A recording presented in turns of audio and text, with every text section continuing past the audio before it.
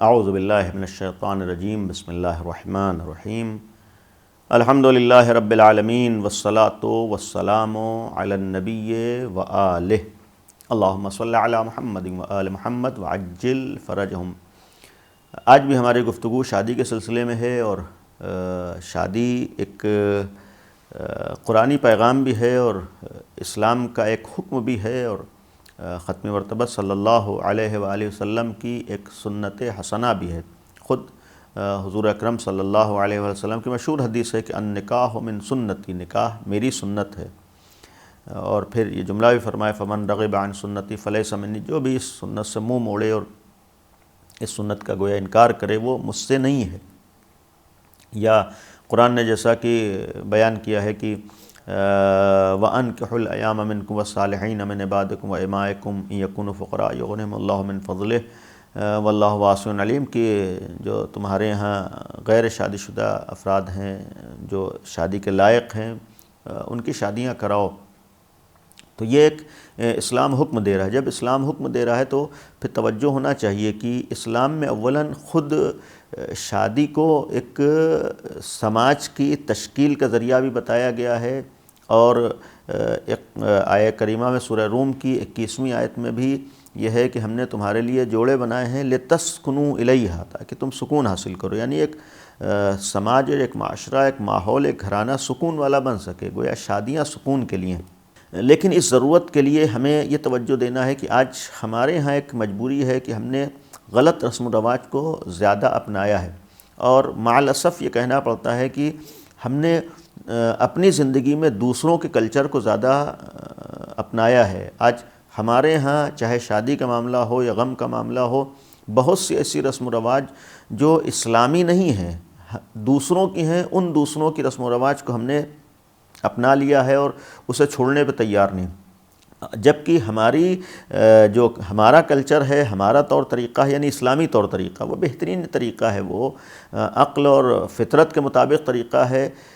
وہ طریقہ ہم دوسروں تک نہیں پہنچا پائے، یعنی ہم اپنا کلچر دوسروں کو نہیں دے پائے، دوسروں کا کلچر ہم نے اپنا لیا ہے۔ اسلامی طور طریقے ہم دوسروں تک نہیں پہنچا پائے، دوسروں کے غیر اسلامی طور طریقے کو ہم نے اپنا لیا ہے، اور انہی مواقع میں سے ایک شادی ہے۔ شادی میں آج بہت سی ایسی چیزیں ہیں جو غیروں سے ہمارے یہاں آئی ہیں، جس کا حکم اسلام نے نہیں دیا ہے، جو اسلام میں تاکیدی حکم نہیں ہے۔ آج ہمارے ہاں مثلاً آج شادی کا جب نام آتا ہے تو بہت سے رسم و رواج نگاہوں میں آ جاتے ہیں اور انجام دیے جاتے ہیں، جبکہ ہو سکتا ہے بعض رسم و رواج غلط نہ ہوں یا خلاف شریعت نہ ہوں، لیکن حکم شریعت بھی نہیں ہے، لہذا ان میں جکڑ جانا یا ان کو ضروری سمجھنا یہ غلط ہے، ان کو لازم سمجھنا یہ غلط ہے۔ جس چیز کو ہمیں ضروری سمجھنا ہے وہ اسلامی احکامات ہیں، وہ واجبات و حرام ہیں، یعنی شادیوں کے موقع پر واجبات و حرام کی اتنی اہمیت باقی نہیں رہتی ہے جتنے رسم و رواج کی اہمیت باقی رہتی ہے۔ آج کتنی ایسی شادیاں ہوتی ہیں کہ جہاں پر کوئی ایک رسم و رواج چھوڑنے پہ تیار نہیں ہوتے ہیں افراد، لیکن انہی گھروں میں اور انہی مواقع پر واجبات چھوٹ جاتے ہیں جس کا احساس نہیں ہوتا ہے، جس کی فکر نہیں ہوتی ہے۔ اگر شادی ایک صالح سماج اور معاشرے کو وجود میں لانے کا ذریعہ ہے، اگر شادی سکون کا ذریعہ ہے، اگر شادی آرام کا ذریعہ ہے، اگر شادی پریشانیوں سے نجات پانے کا ذریعہ ہے، اگر شادی برکتوں کا ذریعہ ہے، تو یہ اسی وقت سکون و برکت و یہ سارے فائدے حاصل ہوں گے جب ہم شادی میں حرام و حلال کا خیال کریں، ہم شریعت کا خیال کریں، ہم دین کا خیال کریں۔ جس طریقے سے آج رسم و رواج کے پابند ہو جاتے ہیں، جس کا نہ تو عقل سے کوئی تعلق ہوتا ہے نہ مذہب سے کوئی تعلق ہوتا ہے، اس سے زیادہ ہمیں شریعت کا خیال کرنا چاہیے اور اس کے پابند ہونا چاہیے۔ مثلا شریعت میں حجاب و پردے کا حکم ہے۔ آج شادیوں میں بعض جگہوں پر بے حجابی کے نمونے سامنے آتے ہیں، یعنی علی الاعلان گناہ ہوتا ہے، علی الاعلان معصیت ہوتی ہے، علی الاعلان دین کا مذاق اڑایا جاتا ہے، علی الاعلان دین کی دھجیاں اڑائی جاتی ہیں۔ اسی جگہ پر جہاں دین کا مذاق اڑایا جا رہا ہے، جہاں اللہ کے احکامات کو پامال کیا جا رہا ہے بے پردگی کے ذریعے سے، بے حجابی کے ذریعے سے، وہیں پر رسم و رواج کو چھوڑنے پہ تیار نہیں ہے۔ ایسی کوئی شرط نہیں ہے کہ مثلا نکاح کے وقت یا اجازت کے وقت لڑکی کا نتھ پہننا ضروری ہے، اس کا اسلام کا کوئی حکم نہیں ہے، اسلام کی کوئی تاکید نہیں ہے، ہرگز اسلام نے حکم نہیں دیا ہے کہ نکاح کے وقت نتھ ہونا ضروری ہے۔ لیکن آج بعض جگہوں پر بعض خواتین یا بعض افراد سمجھتے ہیں کہ اس کے بغیر نکاح نہیں ہو سکتا ہے، جبکہ ایسا کوئی قانون نہیں ہے، یہ دوسروں کے ہاں سے چیزیں ہمارے یہاں آئی ہیں۔ لیکن اسلام نے ایسے موقع پر کہا ہے کہ ہر جگہ تمہیں پردے کا خیال کرنا ہے، جو تمہارے لیے واجب ہے اس کی کسی کو فکر نہیں ہوتی۔ نماز واجب ہے، بعض جگہوں پر نماز کی طرف توجہ نہیں ہوتی ہے۔ برباد کرنا، غذا کو اسراف کرنا، یہ اسلام میں جائز نہیں ہے۔ کتنے کھانے برباد ہوتے ہیں، اسراف کتنا زیادہ ہوتا ہے، اس کی انسان کو توجہ نہیں ہوتی، اس چیز کا انسان کو خیال نہیں ہوتا ہے۔ آج آہستہ آہستہ نمونہ ہمارے سامنے آ رہا ہے کہ آپس میں مرد عورت ایک ساتھ کھڑے ہوئے ہیں، جہاں بے پردگی ہے، جہاں پر بے حجابی ہے، جہاں پر عورت مرد ایک ساتھ آ جا رہے ہیں، اگر بالفرض ایک جگہ پر عورتوں کے لیے الگ سے انتظام ہے تو وہاں بھی مرد داخل ہو رہے ہیں، تو یہ اسلام کے خلاف ہے، یہ شریعت کے خلاف ہے۔ یہ دین کے مقصد یہ ہے کہ اگر ہمیں سکون حاصل کرنا ہے اور شادی کے ذریعے سے واقعی اس کے فوائد حاصل کرنا ہے، اور شادی کے ذریعے سے آپسی رشتوں کو اور انسانی رشتوں کو مضبوط اور مستحکم بنانا ہے، تو اس کے لیے ہمیں شریعت کو نگاہوں میں رکھنا ہوگا، دین کو نگاہوں میں رکھنا ہوگا، مذہب کو نگاہوں میں رکھنا ہوگا۔ یعنی ہمیں حرام و حلال کا خیال کرنا ہوگا، واجب و حرام کا خیال کرنا ہوگا، کیا چیز دین نے واجب کی ہے، کیا چیز شریعت نے واجب کی ہے۔ آج شادی کے نام پر بے حساب بعض لوگ پیسہ برباد کرتے ہیں، لیکن وہیں پر مہر جو واجب ہے اس کی جانب توجہ نہیں ہوتی ہے۔ جبکہ عرض کر چکا ہوں کہ شادی میں اسلام نے کوئی بھی خرچہ واجب نہیں کیا ہے سوائے مہر کے، لیکن مہر کی ادائیگی میں کوتاہیاں ہوتی ہیں، مہر کی ادائیگی میں توجہ نہیں ہوتی ہے، بقیہ ہر خرچے کی فکر ہوتی ہے۔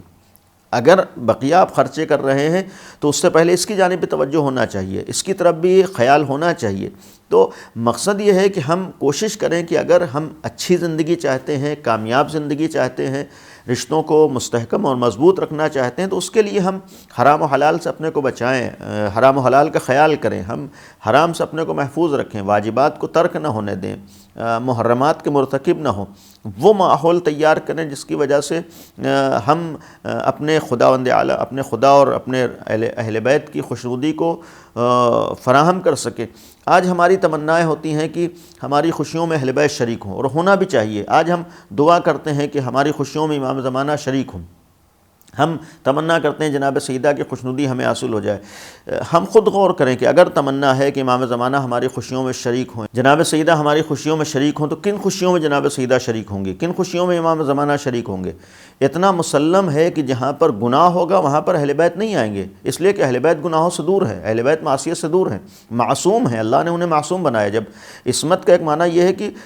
وہ خود نہ تو گناہ ان کے ہاں قابل تصور ہے، نہ ایسی جگہوں سے خوش ہو سکتے ہیں کہ جہاں پر گناہ ہو رہے ہیں۔ ظاہر سی بات ہے کہ بے پردگی گناہ ہے، بے حجابی معصیت ہے، اللہ کی مخالفت ہے، تو جہاں پر بے پردگی و بے حجابی ہو کیا وہاں پر امام زمانہ تشریف لائیں گے؟ کیا جناب سیدہ اس خوشی سے خوش ہو رہی ہوں گی؟ کیا اس شادی سے خوش ہو رہی ہوں گی؟ ہرگز نہیں خوش ہو سکتی۔ جہاں پر رزق کی بربادی ہو رہی ہو، جہاں پر اسراف ہو رہا ہو، جہاں پر مرد اور عورت آپس میں کسی طرح کے محرم و نامحرم کا خیال نہ کر رہے ہوں، حجاب و پردے کا خیال نہ کر رہے ہوں، وہاں پر ہم چاہیں کہ ہماری زندگی اچھی بن جائے، یہ آسان نہیں ہے۔ جہاں پر ایسے مواقع پر اللہ کا اور زیادہ خیال ہونا چاہیے، اہل بیت کا اور زیادہ خیال ہونا تو یہ چاہیے کہ ایسے مواقع پر کسی کی نماز نہ چھوٹے، جبکہ بعض جگہوں پر شاید عام دنوں میں نماز ادا ہو جاتی ہے، ایسے موقع پر نماز کی جانب توجہ نہیں ہوتی ہے، جبکہ ایسے موقعوں پر نماز کی جانب زیادہ توجہ ہونا چاہیے۔ ایسے موقع پر یہ کوشش ہونا چاہیے کہ کوئی بھی مخالفت دین کی نہ ہو، کوئی مخالفت شریعت کی نہ ہو۔ آج ہم چاہ رہے ہیں کہ ہمارے بچے اچھی زندگی گزاریں، ہر والدین کی تمنا یہی ہوتی ہے کہ بچوں کی زندگیاں اچھی ہوں، خوشحال زندگی ان کی ہو، اچھی زندگی گزاریں، زندگی میں خوش رہیں۔ ہم دعائیں دیتے ہیں تو صرف دعائیں دینے سے کام نہیں چلتا ہے، بلکہ وہ کام کرنا ہے جن کاموں کی وجہ سے ان کی زندگیاں خوشیوں والی زندگیاں رہیں، ان کی زندگی میں خوشی بھری رہے۔ ہم اللہ کی کھلے عام مخالفت کر رہے ہیں اور شادیوں میں ہم دین کی کھلے عام مخالفت کر رہے ہوں، ہم شریعت کی کھلے عام مخالفت کر رہے ہیں، اس کے بعد چاہیں کہ ہمارے بچوں کی زندگی میں خوشیاں بھر جائیں، یہ قابل توجہ چیز ہے۔ کیسے ہو سکتا ہے؟ ہم خود دین الہی کا مذاق اڑائیں، ہم خود شریعت کا مذاق اڑائیں، ہم خود اللہ رسول کا پاس و لحاظ نہ کریں اور اس کے بعد چاہیں کہ ہماری زندگیوں میں کسی طریقے کی پریشانی نہ آئے۔ ظاہر سی بات ہے کہ جب ہم آغاز گناہوں سے کریں گے، جب ہم ابتدا گناہوں سے کریں گے تو اس کے اثرات ہماری زندگی میں آئیں گے۔ آج کوئی بعید نہیں ہے کہ بہت سے رشتوں میں استحکام نہ آ پانا، یا وہ آپس میں قربت کا نہ ہو پانا، یا آپس میں اس خوشحالی اور سکون کا نہ ہو پانا، ایک سبب یہ بھی ہو کہ جب ہم شادیوں کے موقع پر کھلے عام گناہ کریں گے تو پھر زندگیوں میں خوشیاں ختم ہو جائیں گی، پھر زندگیوں میں وہ جو واقعی لذت ہے وہ ختم ہو جائے گی، وہ انسان کا گھر جنت نظیر نہیں رہ سکتا ہے۔ اگر قرآن نے کہا ہے کہ لِتَسْكُنُوا إِلَيْهَا، شادی کا سبب سکون ہے، تو اسی وقت سکون حاصل ہوگا جب ہم اللہ کا خیال کریں گے، اسی وقت ہمیں سکون واقعی زندگی میں ملے گا جب ہم شروع ہی سے حرام و حلال کا خیال کر کے آگے بڑھیں گے۔ لہٰذا ہم آج زمانے کو نہ دیکھیں، آج ہم سماج کو نہ دیکھیں، آج ہم خداوند عالم کو دیکھیں، ہم اپنے دین کو دیکھیں، اپنے مذہب کو دیکھیں۔ آج ہمارے نجس کھانے استعمال کرنا جائز نہیں ہے، نجس ہاتھوں سے کھانوں کو استعمال کرنا جائز نہیں، لیکن توجہ نہیں ہوتی ہے۔ آج ہم بڑی آسانی سے نجس کھانے بھی کھا لیتے ہیں، شادیوں میں ایک چیز عام ہوتی جا رہی بعض جگہوں پر، آج نہیں توجہ ہے۔ ان افراد کو ہم لے کر آ رہے ہیں کھانا کھلانے کے لیے، ویٹر کے طور پر، کام کرنے والے کے طور پر، جن کے ہاتھ نجس ہیں، جو نجس افراد ہیں۔ اگر ان کے ہاتھ نجس ہیں یا وہ خود نجس ہیں تو ظاہر سی بات ان کے ہاتھ کا کھانا ہمارے لیے جائز نہیں ہے، ہمارے لیے وہ نجس کھانا ہے۔ ابتدائی میں ایسے موقع پر ہم نجس کھانے کھا رہے ہوں، ہم ایسے افراد کے ہاتھوں سے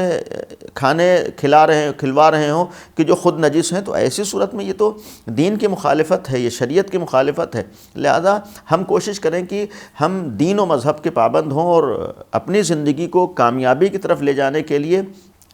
دین کی طرف آئیں، اللہ کے قوانین کی طرف آئیں، مذہب کے قوانین کی طرف آئیں، بیجا رسم و رواج سے اپنے کو بچائیں، غلط رسم و رواج سے اپنے کو بچائیں۔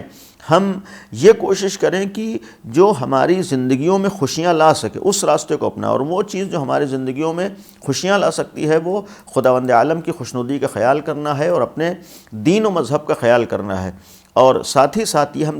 دعا کرتے رہیں کہ ہم کو بھی اللہ دین پر عمل کرنے کی توفیق عطا فرمائے اور دیگر تمام افراد کو بھی دین و مذہب پر عمل کرنے کی توفیق عطا فرمائے۔ اور پھر یہیں پر ایک بات عرض کروں گا کہ ہمارے یہاں دین کا کبھی کبھی خیال ہوتا ہے، وہ اس وقت معمولاً ہوتا ہے بعض لوگوں کے لیے کہ جب ان کی زندگی میں مصیبتیں آتی ہیں، جب ان کی زندگی میں پریشانیاں آتی ہیں، جب کوئی بیمار ہو جائے گا، جب کوئی پریشانی آ جائے گی، تب تو دین کا بھی خیال ہے، مذہب کا بھی خیال ہے، حجاب و پردے کا بھی خیال ہے، نماز روزے کا بھی خیال ہے، اللہ رسول کا بھی خیال ہے، لیکن جب خوشیاں ملتی ہیں تب ہم سب کو بھول جاتے ہیں۔ جبکہ یہ تو انسان کے لیے بے غیرتی کا گویا ایک مظاہرہ ہے کہ جب وقت پڑے تب تو اللہ رسول و دین و مذہب اہل بیت سب یاد آئیں، لیکن جب ہمیں خوشی نصیب ہو تب ہم سب کو بھول جائیں۔ بھئی انصاف کا تقاضا تو یہی ہے کہ جس طریقے سے ہم مصیبتوں کے وقت، پریشانیوں کے وقت، بلاؤں کے وقت، امتحانات کے وقت، بیماریوں کے وقت ان کو یاد کرتے ہیں، اسی طریقے سے خوشیوں کے وقت بھی ان کو یاد رکھیں، ان کا خیال کریں۔ اگر ہم مصیبتوں میں اور پریشانیوں میں حجاب و پردے کا خیال کر لیتے ہیں تو خوشیوں میں بھی ہمیں حجاب و پردے کا خیال کرنا چاہیے، تاکہ ہم واقعاً ایک انسانیت کا مظاہرہ کرتے ہوئے جو حق ہے اس حق کو ادا کر سکیں۔ ہم جتنا دین کا خیال کریں گے اتنا ہماری زندگی میں آسانیاں آئیں گی۔ شادی ضرور کریں، شادی کو آسان بنائیں، لیکن حرام سے بچیں، حرام سے لوگوں کو بچائیں۔ ہم جتنا زیادہ